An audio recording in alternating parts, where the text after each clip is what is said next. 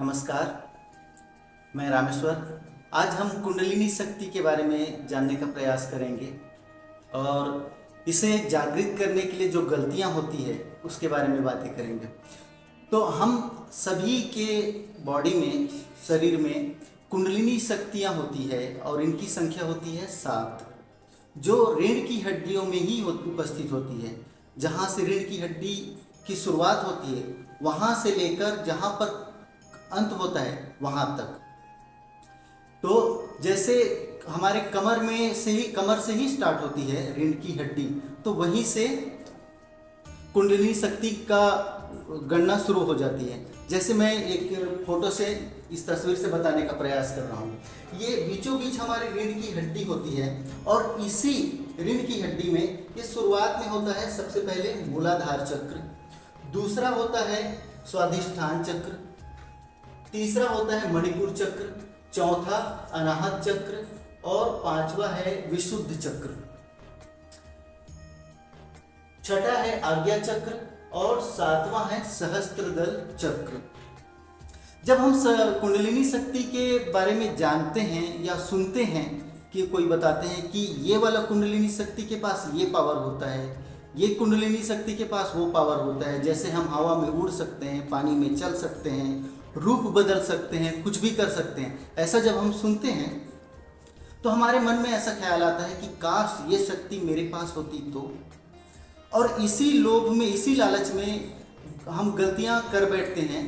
हम कहीं से किताबें वगैरह पढ़ लेंगे किसी मरे हुए इंसान का, या कोई यूट्यूब में या कोई इंटरनेट में ऐसा कुछ वीडियो देखेंगे और वहाँ से जानने का प्रयास करते हैं कि कुंडलिनी शक्ति को जागृत करने का सही तरीका क्या है। और यहीं पर हमारी भूल हो जाती है, क्योंकि किसी भी किताब में ये नहीं बताया गया है कि कुंडलिनी शक्ति को किस तरह से जागृत किया जाए, क्योंकि ये कानून के नियम के विरुद्ध है। कुंडलिनी शक्ति को केवल और केवल गुरु के सानिध्य में जाकर ही जागृत किया जा सकता है। अगर आप गुरु के सानिध्य में जाकर जागृत नहीं करते तो आप रास्ता भटक जाएंगे, और रास्ता भटक जाएंगे तो आपके लिए सही नहीं रहेगा। और क्यों नहीं रहेगा, आइए हम थोड़े सा कुंडलिनी शक्ति के बारे में, कौन सी शक्ति है, कुंडलिनी शक्ति के पास कितना पावर होता है, क्या होता है, उसके बारे में पहले जान लें। जैसे सबसे पहला आता है मूलाधार चक्र। मूलाधार चक्र ज्ञान का भंडार है।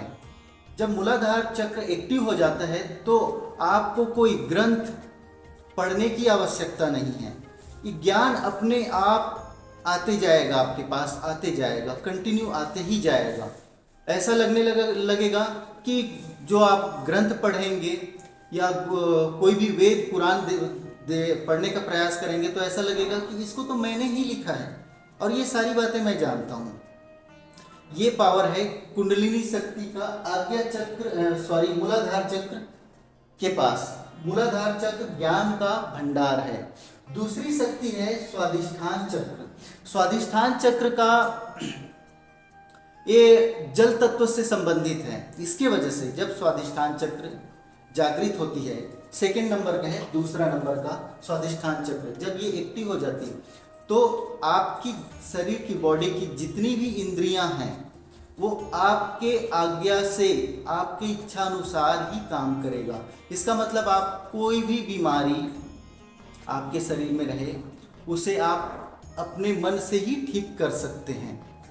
यानी एक तरह से अगर मान लिया जाए तो आपको इच्छा मृत्यु की वरदान हासिल हो जाएगी। जैसे मान लिया जाए अगर आपकी बॉडी को किसी ने छलनी भी कर दिया और अगर कोई नहीं, आप अगर नहीं चाहे कि मैं मर जाऊं तो भी आप जीवित रहेंगे। जैसे भीष्म पितामह, उनको इच्छा मृत्यु की वरदान थी उनके पास में, तो उनका जो बॉडी था वो बाणों से छलनी हो गया था, फिर भी वो जीवित थे, क्योंकि वो उनके इच्छा से मरना चाहते थे, इसके वजह से।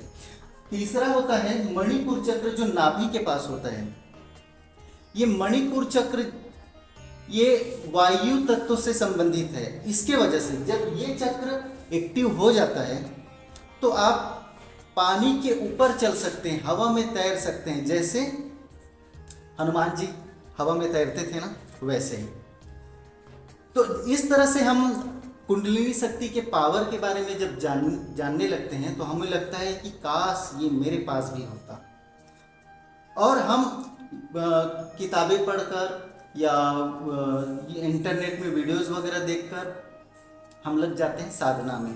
और साधना में जब लग जाते हैं तो हमको ये नहीं मालूम होता है कि ये जो 7 चक्र है रीढ़ की हड्डी में, इसमें 7 चक्र में से कौन से चक्र में प्रवेश करना है और कौन से चक्र में नहीं करना है, ये हमें नहीं मालूम होता है और कोई बताने वाला भी नहीं।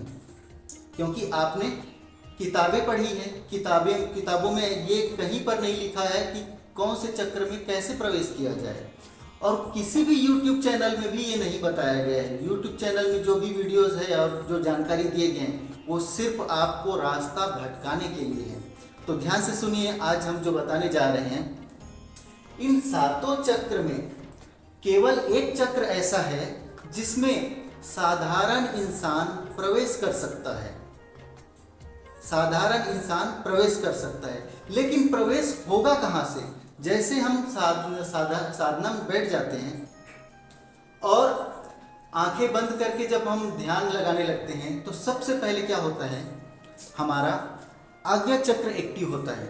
सबसे पहले आज्ञा चक्र एक्टिव होता है, हमको नीला पीला प्रकाश नजर आने लगता है।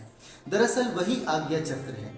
और आज्ञा चक्र सबसे तीव्रता से एक्टिव होने वाला, जागृत होने वाला चक्र है। लेकिन इतना याद रखिए कि आज्ञा चक्र सबसे पहले प्रवेश करने वाला चक्र नहीं है। सबसे पहले आप आज्ञा चक्र में प्रवेश नहीं कर सकते। और आज्ञा चक्र एक ऐसा भूल भुलैया है, जब साधना में बैठ जाते हैं और कंटिन्यू करने लगते हैं तो हमें नीला पीला जो प्रकाश नजर आता है ना, तो हमें लगता है कि कुछ अच्छा हो रहा है और होना चाहिए, कुछ बेहतर होना चाहिए और कुछ नजर आना चाहिए। और इस लालसा में हमें मालूम ही नहीं पड़ता कि हमारा आज्ञा चक्र जो है ना वो एक्टिव हो चुका है, जागृत हो चुका है, जो बहुत बड़ी भूल है। ये आज्ञा चक्र को एक्टिव नहीं होना चाहिए था। एक्चुअल में 3 महीने के अंदर अगर कंटिन्यू साधना किया जाए, ध्यान किया जाए, तो आज्ञा चक्र सबसे पहले एक्टिव हो जाता है। और आज्ञा चक्र जब अधूरा एक्टिव है, उसी बीच में हमें मूलाधार चक्र में प्रवेश करना है। 7 चक्र में से मैंने केवल एक ही बताया था जिसमें साधारण इंसान प्रवेश कर सकता है, वो चक्र है मूलाधार चक्र। अब आज्ञा चक्र के भूल भुलैया से कैसे निकले, ये केवल एक जीता जागता गुरु ही बता सकता है, दूसरा कोई नहीं। आपका इंटरनेट में देखा हुआ वीडियो में वो रास्ता नहीं है। अगर आप किताबें पढ़ रहे हैं, उस किताब में भी वो रास्ता नहीं है कि आज्ञा चक्र से मूलाधार चक्र में प्रवेश कैसे करें। क्योंकि नीला पीला प्रकाश ने तो हमें भूल भुलैया में डाल चुका है। और 3 महीने से अगर अधिक हो गया तो ये पूरी तरह से एक्टिव हो जाता है। अब ये पूरी तरह से एक्टिव हो गया तो इसकी शक्ति आपके पास आ गया है ना, इसकी शक्ति आपके पास आ गया। लेकिन इस शक्ति को इस्तेमाल कैसे करना है और कब करना है, ये ज्ञान आपके पास है ही नहीं। ये इस सिलसिले में होता क्या है, जैसे अगर 6-7 साल के बच्चे को उसके हाथ में गन पकड़ा दो तो वो सबसे पहले क्या करेगा? उस बच्चे को नहीं मालूम कि अगर ये गन चल गया तो उससे किसी की मृत्यु भी हो सकती है। और एक बार मृत्यु हो गई तो वापस जिंदा नहीं किया जा सकता, जीवित नहीं किया जा सकता। ये उसे नहीं मालूम। इसलिए वो क्या करेगा, एक तो खुद को मारेगा या दूसरे को मारेगा। सेम प्रोसीजर यहां भी होता है। अगर आपका आज्ञा चक्र एक्टिव हो गया तो आप स्वयं को मारोगे या दूसरों को, क्योंकि आपके पास में इस चक्र का, इस शक्ति का इस्तेमाल कब करना है, कैसे करना है, उसका ज्ञान है ही नहीं। क्योंकि वो ज्ञान छुपा है मूलाधार चक्र। मूलाधार चक्र के पास में वो ज्ञान है जो बताएगा कि कौन सी शक्ति को कब और कैसे इस्तेमाल करना चाहिए। ये ज्ञान का भंडार है, और ये ज्ञान का भंडार नहीं, ये तो परमाणु बम है। अगर इस्तेमाल करना नहीं आया तो तुम खुद मर जाओगे। और जिसने भी ये आज्ञा चक्र को जब एक्टिव किया है ना, बिना गुरु के अभाव में, मैं भी एकलव्य की तरह मेहनत करूंगा, परिश्रम करूंगा, साधना करूंगा, और मैं भी कुंडलिनी शक्ति को जागृत कर लूंगा। ऐसे लोग अक्सर आज्ञा चक्र को ही जागृत किए हैं और पागल हुए सबसे पहले, उसके बाद में आत्महत्या किए हैं। तो ये गलती कभी नहीं करनी, क्योंकि बिना गुरु के ज्ञान नहीं है। एक जीता जागता गुरु जिनसे आप बातें कर सको, जो आपको मार्ग दिखा सके, उनके सानिध्य में जाकर ही आप अगर कुंडलिनी शक्ति को एक्टिव करने का प्रयास करेंगे तो सही रहेगा, वो भी आपके गुरु के आशीर्वाद से। अक्सर ये देखा गया है, कोई महान साधु संत जिन्होंने किताबें लिखी कुंडलिनी शक्ति को कैसे जागृत करें, अभी वो दुनिया में, इस दुनिया में नहीं है, लेकिन उसकी किताबें पढ़कर ऐसे आ गया मन में कि बिल्कुल सत्य लिखा गया है, अब इसके जरिए से मैं भी अपनी कुंडलिनी शक्ति को जागृत कर लूंगा। ऐसा नहीं होता। आपका गुरु, सबसे पहले आपका जो गुरु है वो, उनका भी कुंडलिनी शक्ति जागृत होना चाहिए, एक्टिव होना चाहिए, वो भी मूलाधार चक्र में प्रवेश किए हुए होना चाहिए। ऐसे व्यक्ति को आप गुरु बनाएंगे, फिर उनके देख रेख में, उनके सानिध्य में आप साधना करेंगे। तब मान लिया जाए आपका आज्ञा चक्र एक्टिव हो जाता है ना, तो एक्टिव होने के बाद में बीच बीच में जब आप उनसे बातें करते रहेंगे तो वो बताएंगे कि क्या हो रहा है, क्या नहीं हो रहा है, और ये आज्ञा चक्र से मूलाधार चक्र में कैसे प्रवेश करेंगे, वो जीता जागता गुरु ही बता सकता है। कोई किताब नहीं बता सकता, YouTube का चैनल नहीं बता सकता। वैसे ये मूलाधार चक्र है, उनके बारे में जितना ये किया जाए, बखान किया जाए। अब जैसे अगर ये वाला चक्र एक्टिव हो गया तो एक साथ में आपके पास में ज्ञान नहीं आएगा, इसको भी ज्ञान को एकत्र होने के लिए समय लगता है। और मूलाधार चक्र से जो ज्ञान अर्जित होता है ना, उसे ही कहा गया है ब्रह्म ज्ञान।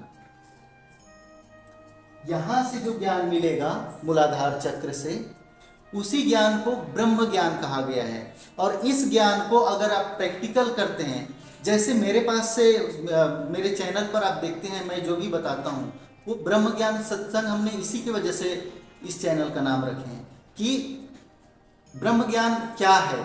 तो जो मूलाधार चक्र से उत्पन्न हो, जिसे हम प्रैक्टिकल देखते हैं और करते हैं कि हाँ वास्तविकल में ये सत्य है, जो किताबों में भी नहीं लिखा गया है या किताबों में लिखा गया है उसे भी सत्य कर रहा है, तो उसे कहते हैं यहाँ से जो उत्पन्न हुआ है वो ब्रह्म ज्ञान है। अब ब्रह्म ज्ञान जैसे हमारे धार्मिक ग्रंथ वेद पुराण, वो भी किसी न किसी के ब्रह्म ज्ञान ही है, किसी न किसी के ब्रह्म ज्ञान ही है। जैसे रामायण को ले लेंगे तो वो महर्षि वाल्मीकि का ब्रह्म ज्ञान है। अब ब्रह्म ज्ञान को यदि आप प्रैक्टिकल करते हैं तो वो बन जाता है आत्मज्ञान। प्रैक्टिकल करने के बाद में सत्य साबित होता है, सत्यता को प्रमाणित किया जा सकता है, तो आपकी आत्मा उसे प्रमाणित कर दिया, तब वो हो जाता है आत्मज्ञान। ब्रह्म ज्ञान और आत्मज्ञान में यही अंतर होता है। मैं जो ज्ञान बता रहा हूं उसे आप प्रैक्टिकल करेंगे, उसके बाद में आप कहेंगे कि हाँ ये सत्य है, ऐसा होता है, वो आपका आत्मज्ञान है, लेकिन ये मेरा ब्रह्म ज्ञान है। जब आपकी मूलाधार चक्र जब एक्टिव हो जाएगा ना, तो जब कथा सुनेंगे या कोई किताबें पढ़ेंगे या कुछ प्रवचन वगैरह सुनेंगे ना, वहाँ पर कौन सी बातें सत्य है, कौन सी बातें असत्य है, जो फिजूल है, या कथावाचक अपनी मन की कहानी तो नहीं बता रहे हैं, अपनी मन की विचारधारा को तो आपके सामने परोस नहीं रहे हैं, ये आपको अपने आप ही समझ में आने लगेगा। आप जान जाएंगे कि ये नालायक झूठ बोल रहा है, लिखा कुछ और है, बता कुछ और रहा है, या अर्थ का अनर्थ कर रहा है। जैसे अब एक एग्जाम्पल दूं तो आप सुने हैं राजहंस एक पक्षी होती है ना, राजहंस। इस पक्षी को दूध और पानी को मिक्स करके अगर दे दिया जाए तो वो क्या करता है, केवल दूध ही पिएगा, पानी को वैसे ही छोड़ देता है। तो सेम टू सेम प्रोसीजर यहाँ भी होता है। जब आपका मूलाधार चक्र जब एक्टिव हो जाएगा ना, तो दूध और पानी को आप भी अलग कर सकते हैं। एग्जाम्पल के लिए बोल रहा हूँ, दूध और पानी मतलब सत्य और असत्य को आपको एक साथ परोस दिया तो आप जान जाएंगे कि ये गलत है और ये सही है। तो और आगे नहीं खींचेंगे इस वीडियो को, आज के लिए ही इतना ही काफ़ी रहेगा। लेकिन अगला हमारा जो सत्संग आएगा उसका सब्जेक्ट रहेगा दान। तो उसके लिए सबसे पहले हम आपसे आज प्रश्न करना चाहेंगे कि आप दान जो देते हैं, है ना, दान देते हैं, क्यों देते हैं और क्यों देना चाहिए, ये तो हम आने वाले सत्संग में बताएंगे ही। लेकिन आपसे ये पूछ रहा हूँ कि आप दान में जो देते हैं, धन दौलत और अनाज, भोजन, फल या जल जो भी देते हैं, इसमें क्या देते हैं।